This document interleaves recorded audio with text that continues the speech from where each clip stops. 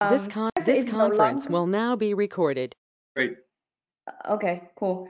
All right, Yeah. so okay, so good morning, good afternoon, depends on where you are. Welcome to our first AIOps prediction meetup.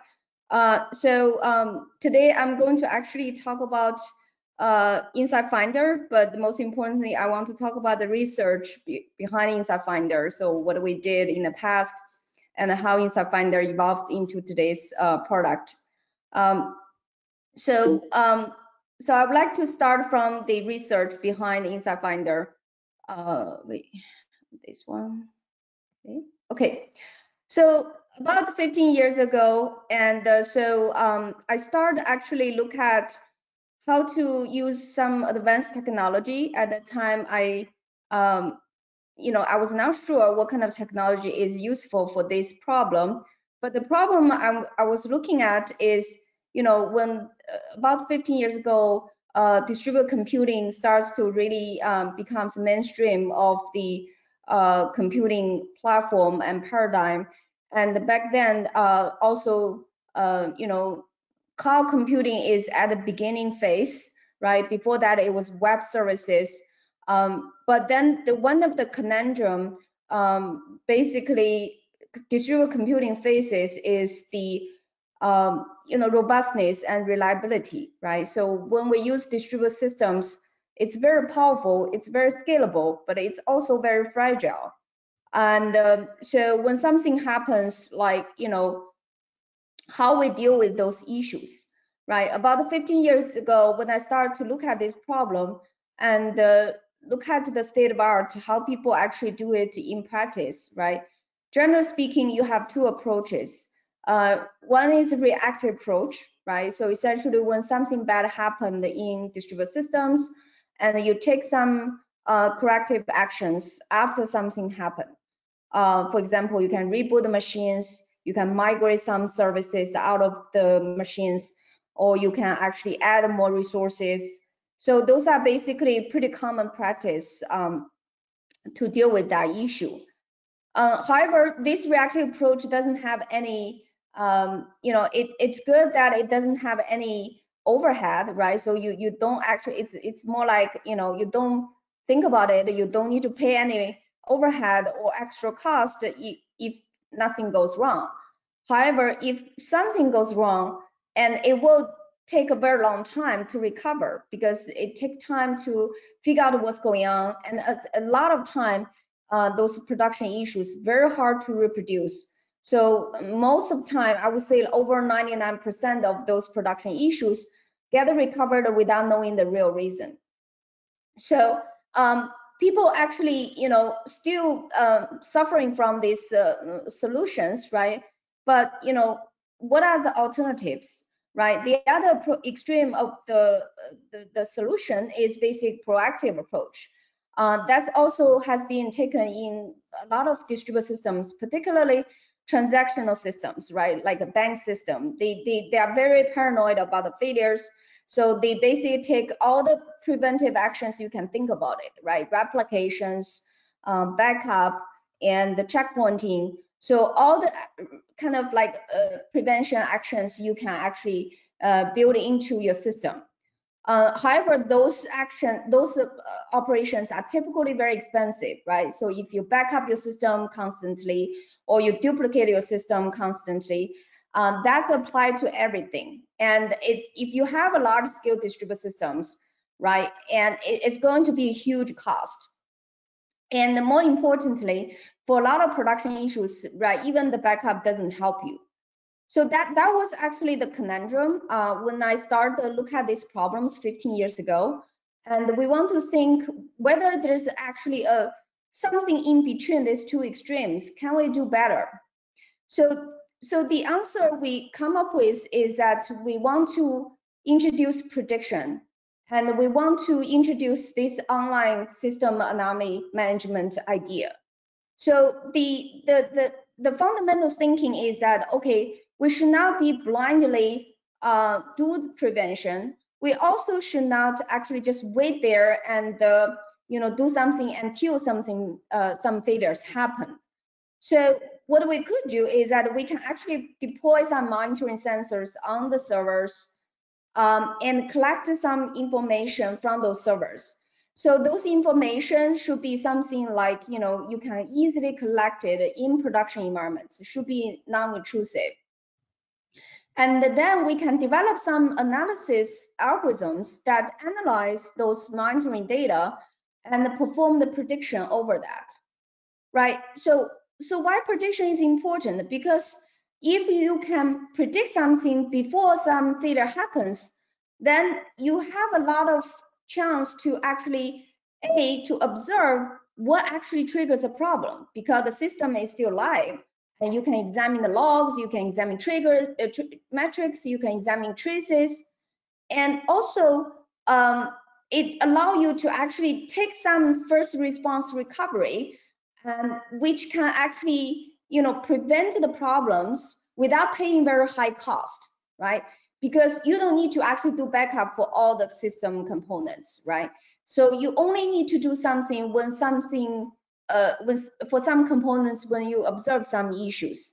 So for example, in this case, we see this component to C6 has some problems. So what we could do is that, okay, for the reliability concern, what I'm going to do is to create a backup on demand for C6 and redirect my production traffic to this new C6 component, and also migrate other components to other hosts to avoid the impact. And then I start to actually put a quarantine on this node and start to observe closely how this node actually approach the problems. Then we can do this detailed diagnosis, figure out the root causes, and figure out the corrective actions, and even generate the bug fix, the automatic bug fix patch, and then patch the software, and then basically solve the problem. And this is going to be a closed loop, because we can actually send the feedback to the system, to the prediction module, and to give the feedback to the prediction module whether you did a correct prediction or not. Then the prediction algorithms will continuously improve itself. So that was actually the vision 15 years ago, and I don't think we are there yet. This is still ongoing research.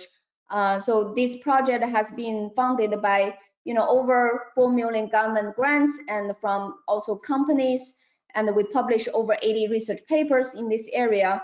And one of the research papers actually won the 10-year best paper award in the top cloud computing conference last year.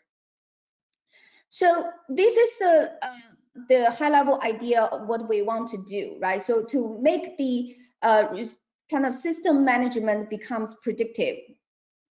And so how do we do prediction, right? So at a very basic level, the prediction is that you have certain, incident or, KPI violations that could be, something that matters to the production environments, right? Some certain failures. So the goal is to predict when that happened before that happened. And so typically you start with like some monitoring data streams, right? So like those multivariant, analysis that you typically need to apply, right?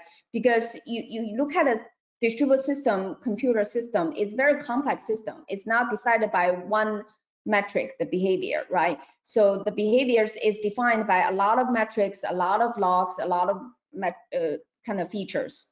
So the idea of doing this anomaly prediction is to combine the kind of the value prediction with the symptom prediction together.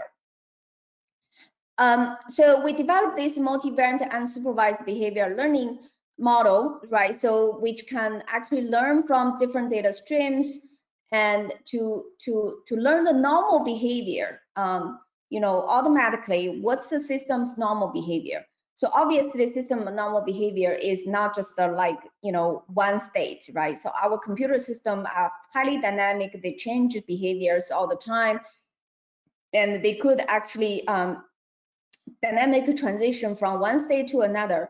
So when you say normal behaviors, you are not defining one state. You are defining tens of thousands of states. And so the basic idea of the UBL, the unsupervised behavioral learning, is to use a neural network to represent this kind of large number of normal system states, right? And so we use the neural network to kind of represent the different states in this large-scale dynamic system. So at a very high level, so how does this work? So I would like to use a very simple example to illustrate the idea, right? So let's say, you know, we want to learn different kinds of fruits, right? So fruits is our subject, and we can learn, okay, what basically characterize a banana, what characterize an orange, what characterize an apple. So we can use a kind of like a network, simple network with 4 neurons to represent these 4 different fruits.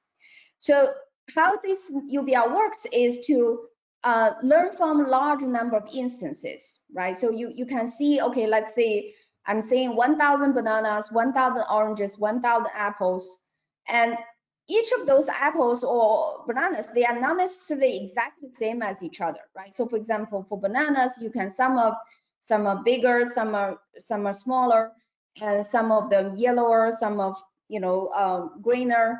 So you don't necessarily see exactly the same. This is very similar to our system states. It's not actually static, it's fluctuating, and it could be like different at a different range of the data values.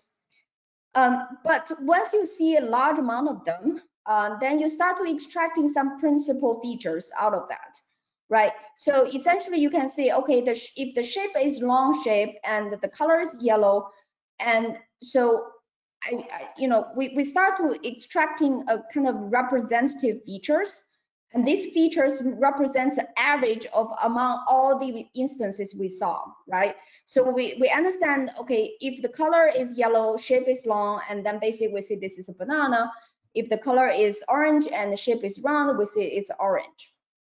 So this is basically you start to learn what is normal behavior over basically a large number of observations, right? So nowadays we heard this observability a lot, and the key thing observability is to actually from a large number of observations you can extracting features. So now how do we do anomaly detection, right? Now if I give you a red banana and then you start to say, okay, this looks like a banana first of all, but the color is different, right? From the normal banana color I got is yellow and this one is red. So this looks like an anomaly. So this is essentially how we do anomaly detection, right? So essentially you first identify, you use the same neural network to characterize the features, and then you find the neuron which is closest to this new sample, and in this case it's a banana. And now I compare the representative features with this new sample and see whether there's deviations. So then we can see, okay, on which dimension there's deviations, then we know, okay, this is an anomaly. So coming back to our real product, right? So obviously that's the research, but how do you bring that into the real world? So there's a lot of complexity behind the scene, but we're trying to make this as simple as possible for our operator, because they deal with a large amount of system production issues, right? So what we do at InsightFinder is to simplify all those AI technology, right? AI technology could be really, really complex. And if you want to produce some useful product, you have to simplify them. So what we're trying to do here is to actually build a very intuitive and expandable AI products that can help the operator to forecast the production issues hours before they happen. We can help the operators to automatically pinpoint root causes, and we can use that prediction and root cause analysis to enable proactive auto remediation. And so in order to make this all seamless for the user, We have the native turnkey integration with the ITSM tools like ServiceNow or ITOM tools like the monitoring system. So like I said, there's a lot of research behind the scene, and the key thing here we want to say is that, you know, I already mentioned, like, the AI technology has to be expandable, has to be intuitive. And on the other hand, another challenge for this AI product is that it has to be practical. It has to be usable in the production environments. So the practicality represents two aspects. One is this: you have to be able to do real-time machine learning and analysis, right? Because if you do prediction, you say, okay, I'm predicting yesterday something will happen. That's useless, right? And we need to actually perform the real-time analysis over terabytes of data, right? Because the large infrastructure produce many monitoring data in real time. And in order to do real-time prediction, you have to actually be able to do real-time machine learning. The second aspect is that it has to be actually automatic learning, right? It cannot rely on data scientists to tune the model, to calibrate the model, and to label data. That's all not possible in production environments. So the AI technology has to be unsupervised, has to be automatic, has to be able to adapt to different kinds of systems automatically. So that's really the technology and the patent behind the our product. So I would like to give everyone some kind of an introduction about what kind of AI products, what is AIOps product, right? So when you talk to different vendors, they all say we are AIOps company, but they probably means different things. And for a lot of customers, it's very confusing to understand, okay, what exactly AIOps is. So in fact, when you actually dig down to the features or the capabilities that different AIOps vendors provide, and you will see this spectrum of the different capabilities in terms of difficulty, right? And so we start from the easiest one, right? So pretty much all the AIOps products, they will tell you, we can help you to reduce alerts. We help you reduce noise. So this is pretty much like the standard functionalities you probably would expect to have in the AIOps product. However, just reduce alerts doesn't actually go that far, right? Because, you know, if the alerts are all kind of false alarms, you reduce from 90 alerts to 1 alert is still false alarm. Doesn't really help. And a lot of alerts also not only has false alarms, but also has, like, missed important things, right? Because the true anomalies are not covered by the detection system. So so then the next step, you will see people will typically talk about the event correlation, right? So we say, okay, you have multiple alerts, multiple events, then we figure out which alerts correlate to which events, like change events. For example, we say, okay, what change events cause what alerts? So Big Panda is a company, AIOps company, particular focus on this space. So event correlation is useful, right? And I think it's next level. But the problem is that if you just look at the alerts, events, it doesn't give you a lot of context information, right? Because most of the root cause are not in events or alerts. And if you don't solve the true anomaly detection problem, and the real signal are not included in those alerts, and if doing correlation among those alerts, it just gives you further, like, false alarms, more like misleading information. So just by doing event correlation is not sufficient. Then the next level is that you can actually do anomaly detection on the kind of different kinds of monitoring data, like metric data, trace data, and log data. And it's very important is to actually do this analysis across different data, because the signals typically vary in different kinds of monitoring data. And then you can combine all those signals and to do more automatic root cause analysis, right? And once you understand the true root cause, then you can actually start to establish your prediction model. So you understand what root cause will lead to what incidents, right? That's basically the incident prediction, what you would like to see in the AIOps product. Then the next level is that you can predict some incidents. That's great. Then the customer often think, can you predict new incidents?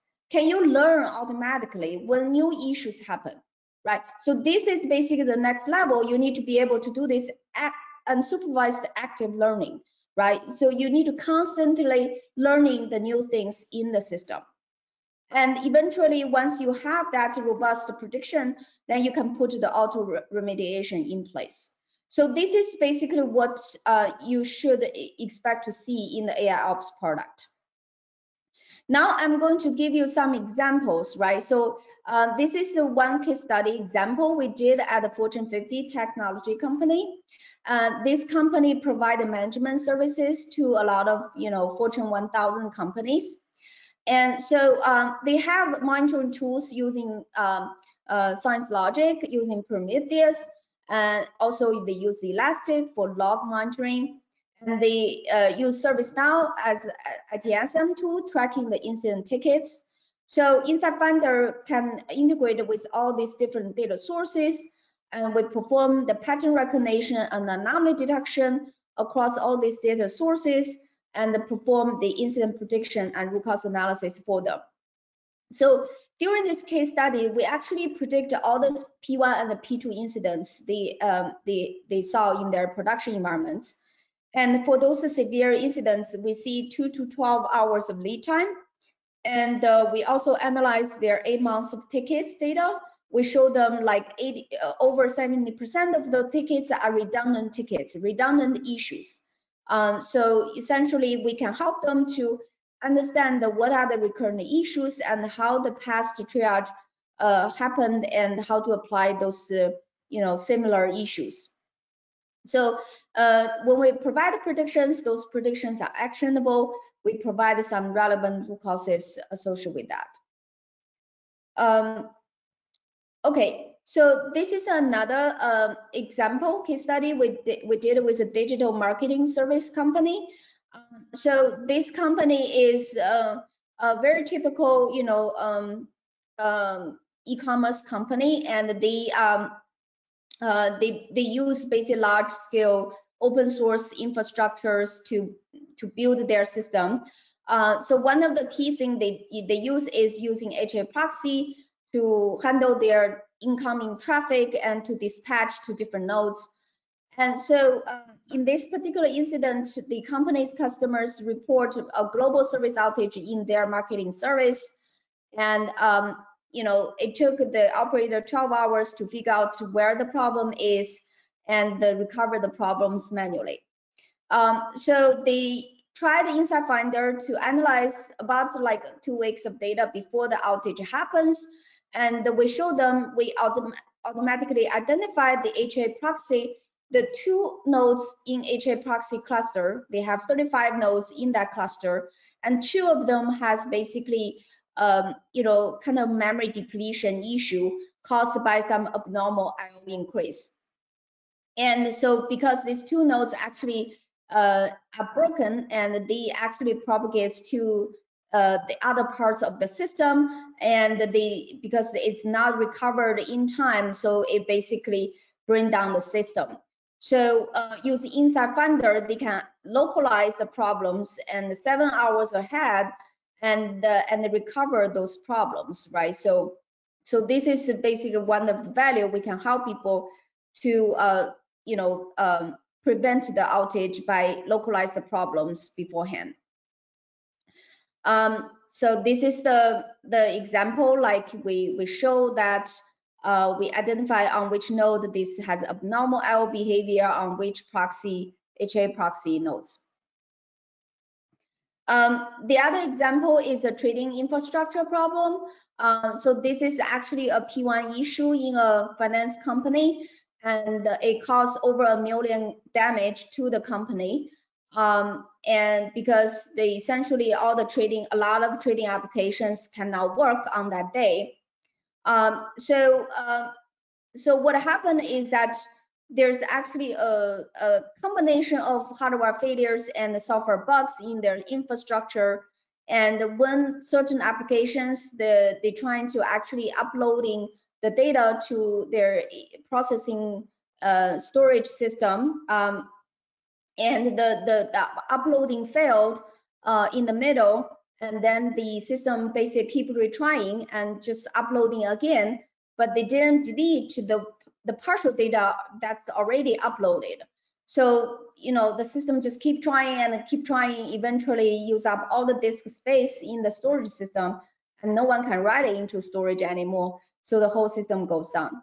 So it took basically them like 12 operators to, from different departments like network, storage, application, and to troubleshooting together. And it took them 10 hours to figure out, okay, this is basically this particular uploading job on this node has problem.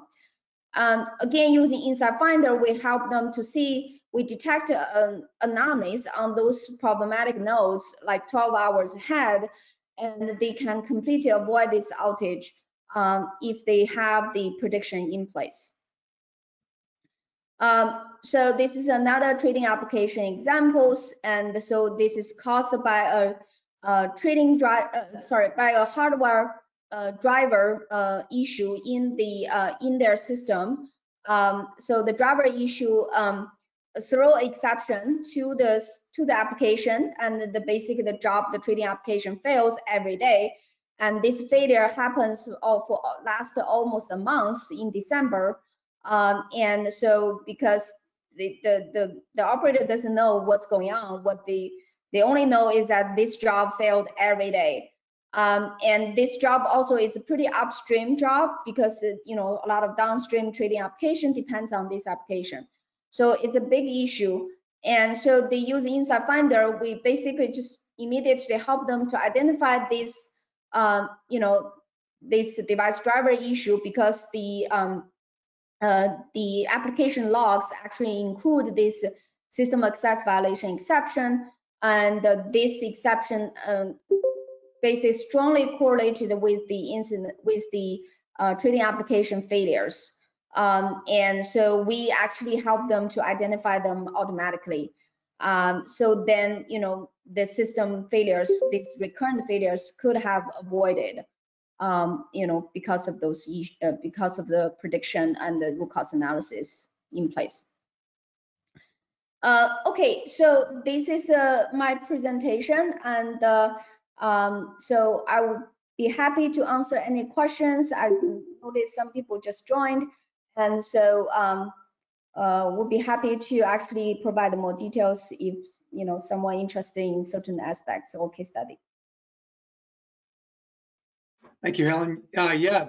So questions anybody has for Dr. Gu? I know that we have one new person here, and I'm not going to pronounce your name right, Srinivas, but I'll try. Do you want to give yourself a quick introduction, and maybe if you have a question that you think may not have been covered? I know you jumped in late, but go ahead. Yeah, so I don't have any questions right now. Thank you. Yeah. Okay. Well, great to have you here. This is the first session we've had, and we thank Dr. Gu for joining now. So any questions from other folks? Deepak, Randy?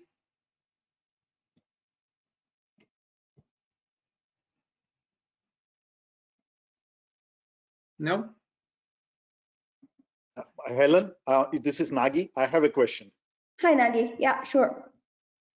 So the state that you model is, you had some 5 parameters: disk I/O network, of course, CPU, others. There are some 5-dimensional state. Maybe you model a few more common parameters. But then when you showed the trading application, you said we traced it back to some system exception, driver exception. Yeah. What's that gap between the state that you model? Yes, you have done state transition through some state parameters, and those are dependent on some 5 common ones. How did you go from there to a driver exception? Yeah, so it's definitely we need to handle like a multimodality in the machine data. So the data could be like traces, could be structured or unstructured or semi-structured, right? So for traces, typically it's semi-structured, it's kind of JSON, and for log, it's basically complete unstructured, right? That like the exception I was talking about.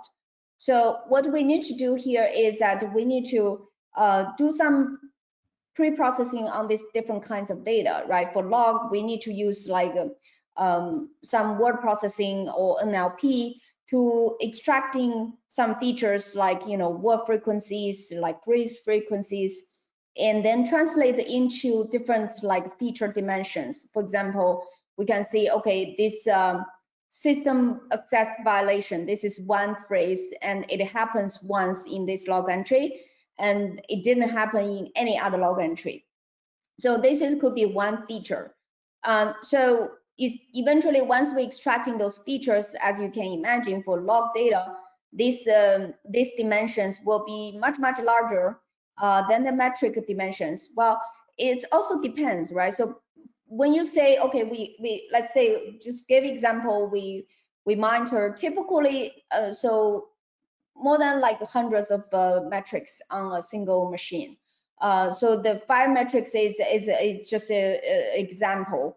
But then on each host will become a different dimension, right? So you have like 1,000 servers. So essentially you have, let's say, 100 metrics and 1,000 servers. Then basically that means like 10,000 dimensions, because it's a multiplication. Yeah, and for log data, it depends on like how many words, how many different phrases included in this log entry. So that could be thousands of dimensions as well.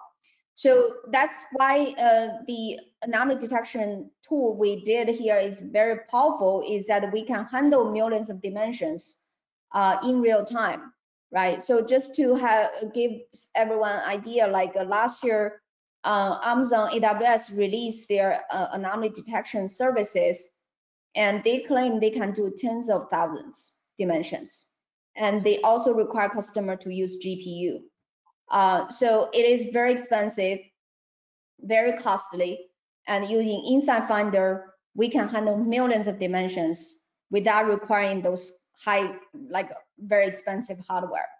So that's how we actually scale up and how we actually handle this large scale infrastructure. Got it. Thank you.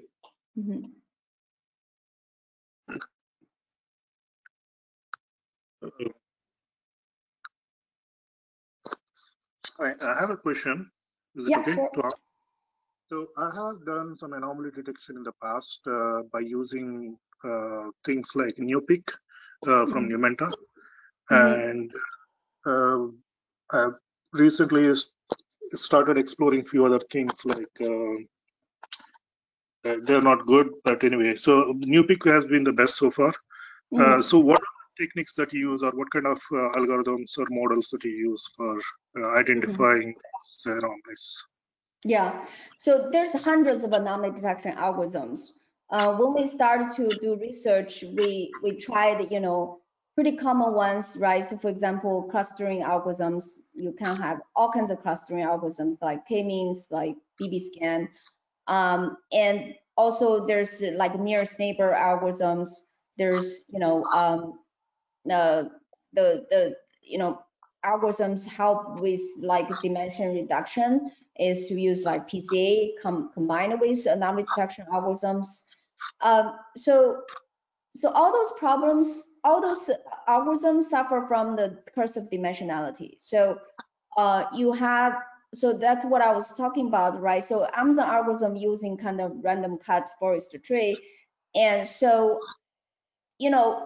what if you need to go like beyond, so for typical anomaly detection algorithms, I'm not sure how many dimensions you have. Generally speaking, over 20 dimensions, those kind of like commonly used clustering algorithms won't work, right? It's fundamentally because they all depends on this Euclidean distance to actually figure out which one is normal, which one is abnormal. And so when we did the research 15 years ago, we realized, okay, that you have to find some algorithm that doesn't require the Euclidean distance. So when we did the research, we actually look at a kind of neural network technology, but it's different from the deep learning neural network people typically know, right? So deep learning neural network is kind of a multi-layer neural network, and it typically requires a large amount of training data in order to actually achieve kind of converge to a stable state. And that also doesn't work in the production kind of anomaly detection scenario, right? In our scenario, the anomaly detection algorithms has to capture those normal behaviors quickly because the things can change. So we use a special neural network, which actually built on top of the self-organizing map. That algorithm is not actually used for anomaly detection. That algorithm is originally invented for video tracking. And it basically tracks the paths in the map, right? It's called a map because it's tracked different paths in this map. And we actually kind of change the algorithms and make the algorithms to work for kind of large dimensional anomaly detection. The key trick here is that for this SOM algorithm, one of the key things they use is called the locality preserving learning. So the idea is that if you have like a very high dimensional space, and these two data samples, they are close to each other, and when you learn, so essentially the SOM is basically to project all this high dimensional space into a two-dimensional map. And so the idea is that if these two samples are similar, are close to each other in the original high dimensional space, they will be close to each other in the map. And also this projection doesn't actually lose the fidelity. It's not like a PCA, it loses the information. It preserves all the locality, it preserves all the dimensions of the features. So you still know the representative features, right? So I have the slides here. I'm not sure you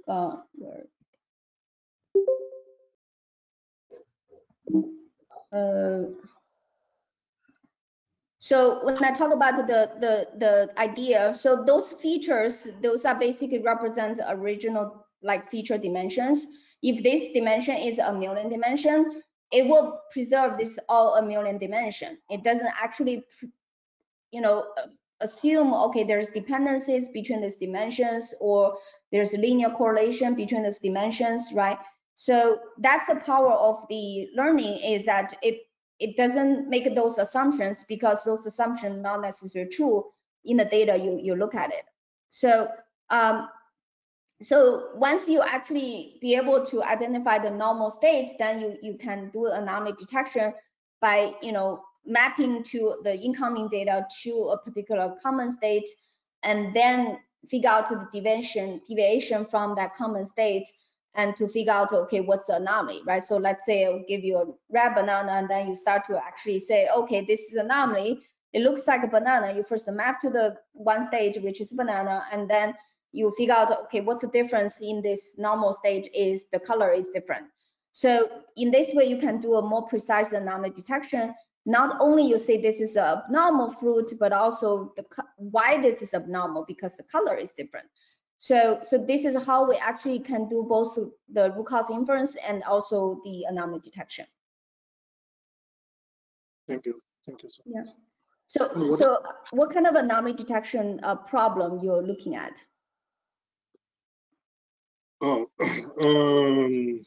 Several things.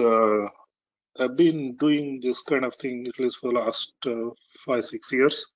starting from doing like predictive or proactive maintenance for IT infrastructure for large clusters where we get lots of metrics across multiple nodes. Yeah. Trying to figure out before fault happens, you identify the things. Yeah.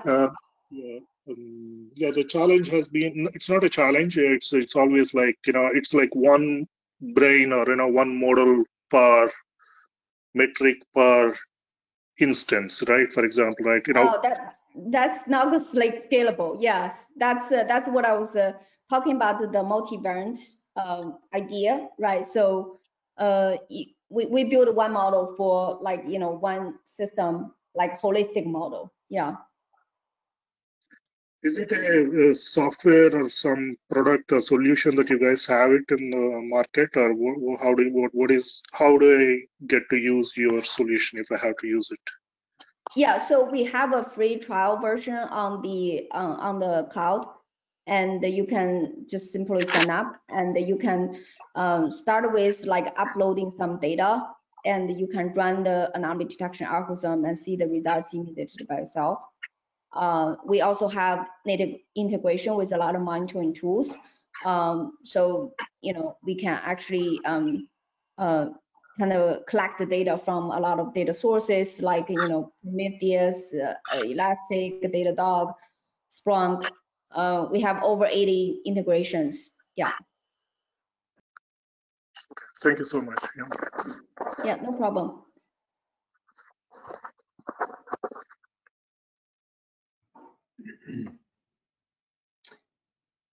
Any other questions from the AIOps meetup group?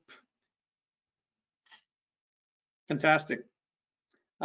Thanks everybody. This recording is going to be available. We'll put it up on the meetup group site so you can tell people did not make it.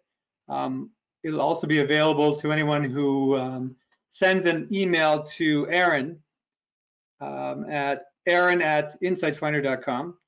Otherwise, this was a great first session. We're looking forward to the feedback and some ideas for our next meetup.